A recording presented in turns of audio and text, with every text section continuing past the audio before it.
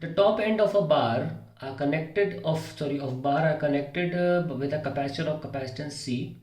The magnetic field is perpendicular to the inclined plane. The calculate the acceleration of sliding conductor as a function of time t. Conductor P Q है. आइए analyse करते हैं इसका side view लेकर कि conductor कैसे move कर रहा है. ये साइड व्यू है. मैं इसमें आपको कंडक्टर दिखा रहा हूँ ऐसे. इसका ये सिर्फ पी एंड है. This is P.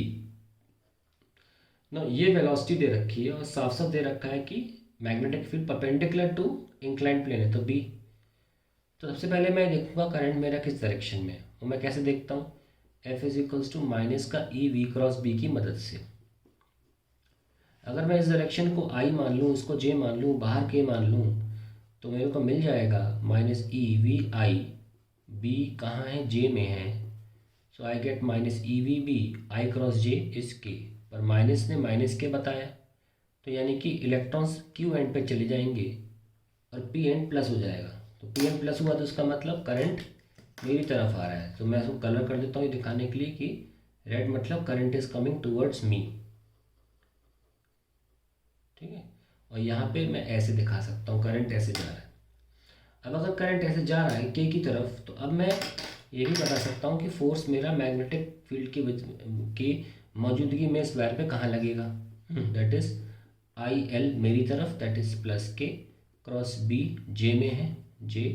So I L के क्रॉस जे माइनस आई होता है. अगर मैंने इधर आई माना है तो ऊपर का डायरेक्शन माइनस आई होगा, तो ये लगेगा मेरा I L B backward direction में.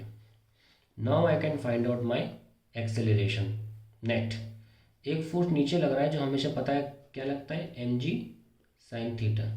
सो M A net will be M G sine theta minus I L B. Further solve करें तो M G sine theta minus I क्या होता है, B L V by R. लेकिन एक problem आ रही है, यहाँ आर नहीं है, तो हम अभी आई नहीं खोलेंगे. आई कैसे खोलेंगे देखते हैं. यहाँ पे आई हम ऐसे नहीं खोल सकते क्योंकि रेजिस्टेंस नहीं कैपेसिटेंस है. सो जो भी ईएमएफ जनरेट होगा, क्यू बराबर सी वी होता है, वोल्टेज को ईएमएफ लिख देते हैं ऐसे. ठीक है. तो what is EMF, it is B L V. Now we can write current as D Q by D T, जो कि हमें यहाँ पे से रिप्लेस करना है. सो सी कांस्टेंट है, बी कांस्टेंट है, एल कांस्टेंट है. D V by D T हमें करना पड़ेगा, और डी बाई डी टी क्या हो जाएगा, एक्सेलरेशन ए. ठीक है.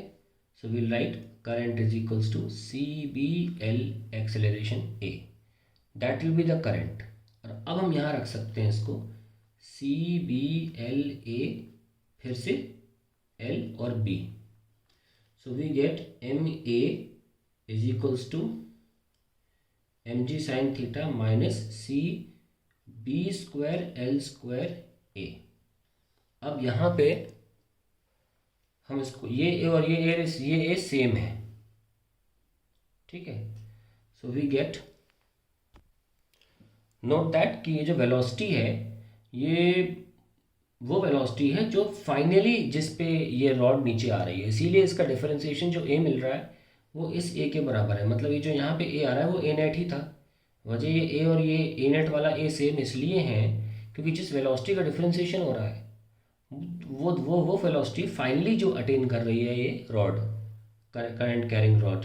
That is why this A and this is same.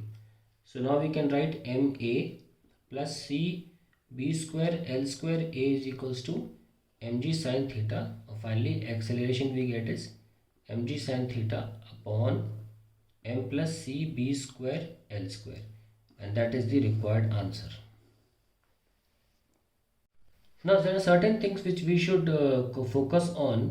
हमसे पूछा गया था calculate the acceleration of sliding conductor as function of time. यहाँ हम देख रहे हैं एक्सप्रेशन में कहीं भी टाइम नहीं है. इसका मतलब एक्सेलरेशन कांस्टेंट निकल के आया. अगर कैपेसिटेंस नहीं होता या मैग्नेटिक फील्ड नहीं हो तो फिर ऑब्वियसली ए हो जाएगा जी साइन थीटा, क्योंकि ये टर्म ज़ीरो हो जाएगा और एम एम कैंसिल हो जाएगा. तो जी साइन थीटा तो वैसे भी होता है, तब भी कांस्टेंट था, मैग्नेटिक फील्ड में भी कांस्टेंट है. अगर आपसे वेलोसिटी पूछी जाती है इसकी, तो आप वी बराबर ए टी से निकाल लेते हैं. इनिशियली हम ज़ीरो मान लेते हैं इनिशियल वेलोसिटी. ऐसे में सिर्फ टी लग जाएगा और हमारा आंसर आ जाएगा यहाँ पे। So this is the final answer to the question.